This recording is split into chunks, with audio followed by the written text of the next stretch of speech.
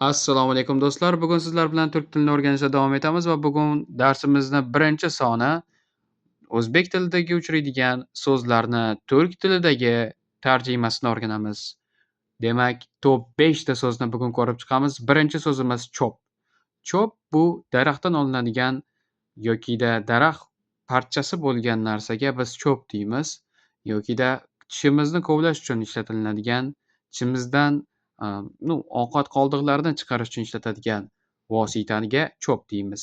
Cho'p bu turk tilida axlat degani ekan. Xo'p, bardak. Rus zabon o'zbeklarimizda ko'p ishlatadigan so'zi bardak bo'lib, ya'ni tartibsizlikka biz bardak deymiz. Bardak bu finjonga nisbatan ishlatilarkan Turkiyada. Siyoh bu nimanidir siyohi, ya'ni qora nimanidir siyohi sifatida ishlatilinsa, Turkiyada faqat va faqat qora rang uchun ishlatilarkan siyoh. El. El bu qanaqadir xalqni bildirsa o'zbek tilida.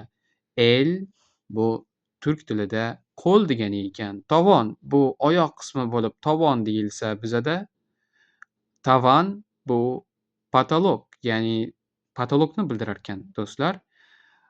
Bu darsimiz manfaatli bo'ldi degan umiddaman. Bu kontentlarni ko'proq ko'rib turish uchun kanalimga obuna bo'lishni unutmang.